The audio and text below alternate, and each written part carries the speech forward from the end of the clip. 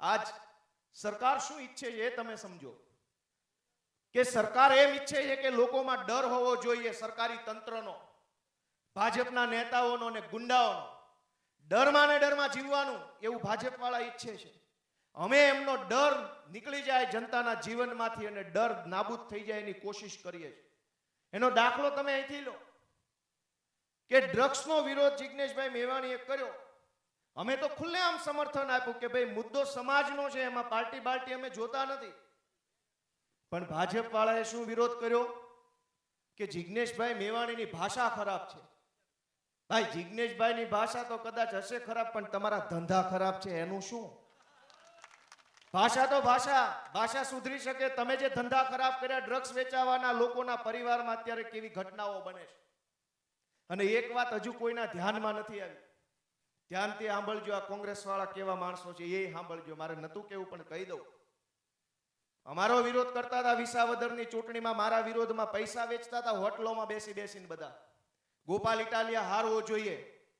જ્યારે સાચો મુદ્દો આવ્યો, સમાજનો મુદ્દો આવ્યો, તો આખી આમ આદમી પાર્ટી જિગ્નેશભાઈની સાથે ઊભી થઈ.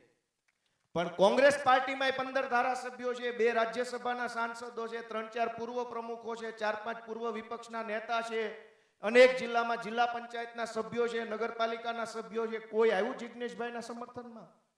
આખી કોંગ્રેસ પાર્ટી ઘરે જઈને હુઈ ગઈ. ભલે એકલા બોલે, આપણે એને સપોર્ટ ના અલાય. અમે આપ્યો છે અમારી પાર્ટીમાં નથી તો અમને જોવો ને કોંગ્રેસ વાળાને જોવો કે પોતાની પાર્ટી વાળાને સપોર્ટ નથી આપતા. મુદ્દો સારો છે, મુદ્દો વ્યાજબી છે, છતાં એમની પાર્ટી એમના સપોર્ટમાં નથી.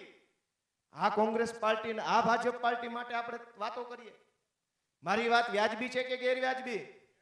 ચૈતરભાઈ વસાવા અમારા જેલમાં હોય તો આખી આમ આદમી પાર્ટી ડેડિયાપાડા અને નર્મદા જિલ્લામાં હોય છે કે નથી હોતી? રાજુભાઈ કરપડા જેલમાં ગયા તો આખી આમ આદમી પાર્ટી એમના સપોર્ટમાં. પ્રવીણભાઈ રામ જેલમાં ગયા તો આખી આમ આદમી પાર્ટી એમના સપોર્ટમાં. અમારો કોઈ પણ નેતા હોય, ચાહે ગમે તે જ્ઞાતિ ન હોય, આમ આદમી પાર્ટીની ટોપી પહેરી હોય અને મુશ્કેલી આવે તો આખી આમ આદમી પાર્ટી એના સપોર્ટમાં ઊભી થઈ જાય છે. દોસ્તો, ચૈતરભાઈ ઉપર 2 વખત અત્યાચાર કર્યો ભાજપે, બંને વખતે આખી આમ આદમી પાર્ટીને અરવિંદ કેજરીવાલ સહિત બધાએ સપોર્ટ આપ્યો.